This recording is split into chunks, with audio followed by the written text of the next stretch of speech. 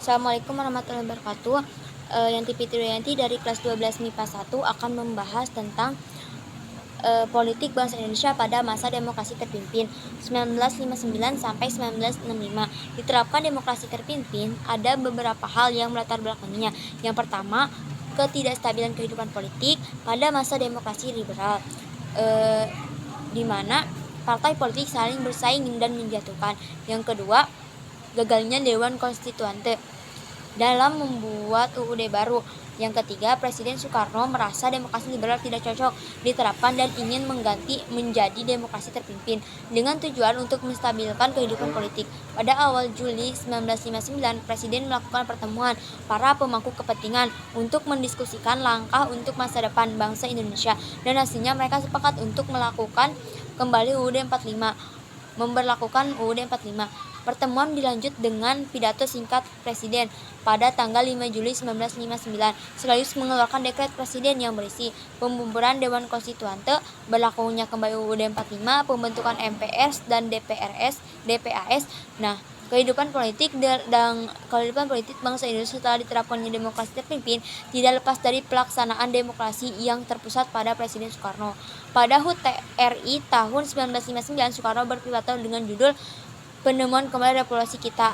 Ia menyerukan semangat revolusi, keadilan, serta sosial, serta penyusunan ulang lembaga pidato ini kemudian dikenal sebagai Manifesto Politik Manipol. Manipol mengajukan 5 gagasan penting, yaitu UUD 45, sosialisme Indonesia, demokrasi terpimpin, ekonomi terpimpin, dan kepribadian Indonesia, yang kemudian disingkat USDEK sehingga dikenal dengan istilah Manipol USDK. Dalam perkembangannya, Manipol USDK menjadi ideologi resmi pada masa demokrasi terpimpin dan dijadikan GBHN. Beda dengan demokrasi liberal, pada demokrasi terpimpin, pemerintah membatasi peran partai politik dengan cara mengeluarkan PP nomor 7 tahun 1959 yang berisi parpol harus menerima dan membela UUD 45 dan Pancasila menggunakan cara damai dan demokrasi.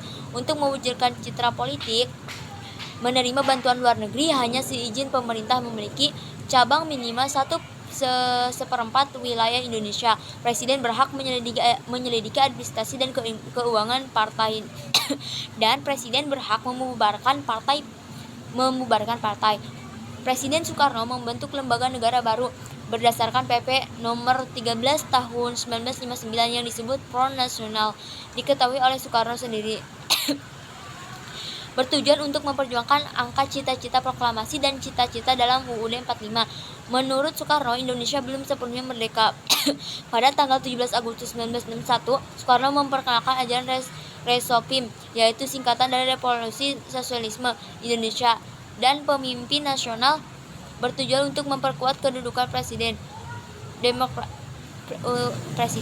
Soekarno. Selanjutnya, Presiden Soekarno mengeluarkan gagasan Naskom yang merupakan kepanjangan dari nasionalis agama dan komunis dengan tujuan untuk menyatukan 3 pilar kekuatan politik nasional pada masa itu. Gagasan Naskom dimanfaatkan oleh PKI untuk menguntungkan diri dalam politik Indonesia. PKI berhasil meyakinkan Presiden bahwa PKI merupakan pendukung utama dan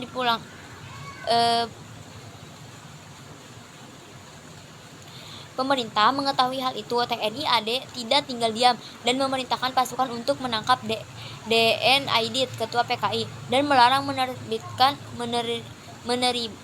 menerbitan Harian Rakyat. Perintah ini mendapat protes dari Presiden. TNI AD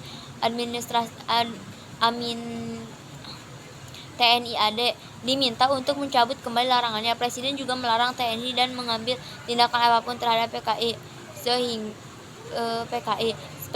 Perseteruan terjadi di antara TNI AD, tokoh-tokoh politik, dan Presiden Soekarno. Namun perseteruan segera diakhiri mengingat Indonesia sedang fokus menghadapi konfigurasi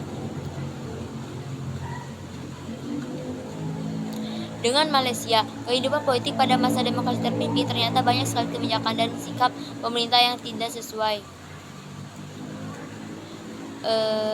dengan Pancasila dan UUD 45. Penyimpangan-penyimpangan lain seperti pengangkatan Soekarno sebagai presiden seumur hidup berdasarkan berdasarkan berdasarkan T berdasarkan TP MPRS nomor 3 tahun 1963. Selain itu, Presiden membentuk MPRS berdasarkan PP nomor 2 tahun 1959. Soekarno mengangkat anggota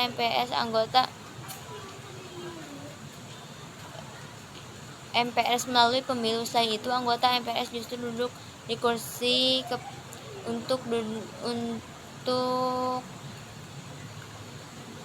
kepada presiden, di mana seharusnya mutu UD kedudukan presiden berada di bawah MPR. Presiden juga membentuk DPS berdasarkan PP nomor 3 tahun 1959. DPS diketuai oleh dirinya sendiri. Penyimpangan lain yaitu pembubaran anggota dari hasil pemilu 1959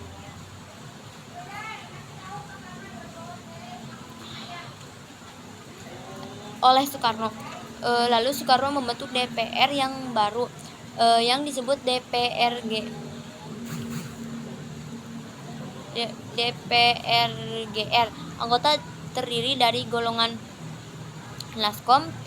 Tindakan Soekarno ini bertentangan dengan UUD 45. Seharusnya presiden tidak dapat membubarkan dan membentuk DPR.